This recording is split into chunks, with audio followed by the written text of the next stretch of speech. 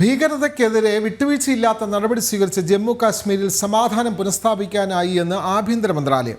സർക്കാർ നടപടികൾക്ക് ജനപിന്തുണ ലഭിക്കുന്നു എന്നതിൻ്റെ തെളിവാണ് ഉയർന്ന പോളിംഗ് ശതമാനം.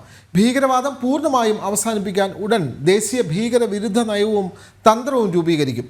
മോദി സർക്കാരിന് ജനങ്ങളുടെ സുരക്ഷ ഉറപ്പാക്കാനായി എന്നും അവലോകന റിപ്പോർട്ടിൽ ആഭ്യന്തര മന്ത്രാലയം വ്യക്തമാക്കി.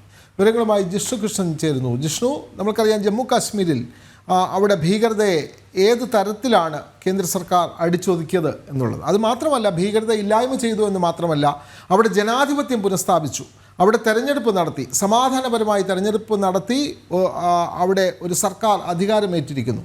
അപ്പോൾ ഭീകരതയെ കൃത്യമായി ചെറുക്കുന്നതിന് കേന്ദ്ര സർക്കാരിന് കഴിഞ്ഞു. ഇനി ഭീകരതയെ ചെറുക്കുന്നതിന് വേണ്ടിയിട്ടുള്ള ഒരു നയരൂപീകരണം കൂടി വരാൻ പോകുന്നു. കൂടുതൽ വിവരങ്ങൾ ജിഷ്ണു കൃഷ്ണൻ.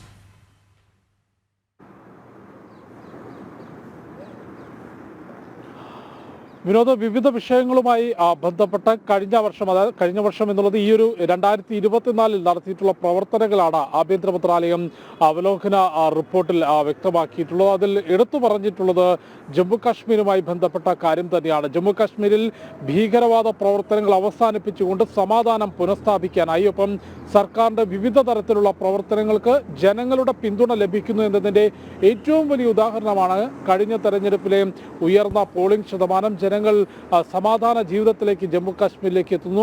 വിട്ടുവീഴ്ചയില്ലാത്ത നടപടിയാണ് മോദി സർക്കാർ ഭീകരവാദ പ്രവർത്തനങ്ങളോടും ഭീകരവാദത്തോടും സ്വീകരിച്ചത്. സീറോ ടോളറൻസ് നയമാണ് ഭീകരവാദ പ്രവർത്തനങ്ങളോട് മോദി സർക്കാർ സ്വീകരിച്ചത്. അതിൻ്റെ ഭാഗമായാണ്, അതിൻ്റെ ഫലമായാണ് പുതിയ കശ്മീർ എന്നുള്ളതാണ് ആഭ്യന്തര മന്ത്രാലയം വ്യക്തമാക്കുന്നത്. കൂടാതെ രാജ്യത്തുടനീളം ഭീകരവാദ വിഘടനവാദ പ്രവർത്തനങ്ങൾ പൂർണ്ണമായും അവസാനിപ്പിക്കുന്നതിന് പുതിയ ഭീകരവിരുദ്ധ നയവും അതിൻ്റെ നടപടികളും ഉടൻ തന്നെ ഉണ്ടാകും എന്ന പ്രഖ്യാപനം കൂടി ആഭ്യന്തര മന്ത്രാലയം ഈ റിപ്പോർട്ടിൽ ചൂണ്ടിക്കാട്ടിയിട്ടുണ്ട്. വിവിധ വിഷയങ്ങളാണ് ഈ റിപ്പോർട്ടിൽ ആഭ്യന്തര മന്ത്രാലയം വ്യക്തമാക്കിയിട്ടുള്ളത്. 9 സംഘടനകളെ, രാജ്യത്ത് ജനങ്ങളുടെ സുരക്ഷയ്ക്ക് ഭീഷണിയാകുന്ന 9 സംഘടനകളെ ഭീകര സംഘടനകളായി പ്രഖ്യാപിച്ചുകൊണ്ട് നിയമ നടപടികൾ സ്വീകരിക്കാൻ ആഭ്യന്തര മന്ത്രാലയത്തിന് സാധിച്ചു. കൂടാതെ രഹസ്യാന്വേഷണ വിഭാഗത്തിന്റെ പ്രവർത്തനം കൂടുതൽ ഊർജിതവും കുറ്റമറ്റതാക്കാനും സാധിച്ചു. അതുവഴി കൃത്യമായ സുരക്ഷാ ക്രമീകരണങ്ങൾ രാജ്യത്ത് ഒരുക്കാൻ സാധിച്ചിട്ടുണ്ട്. കൂടാതെ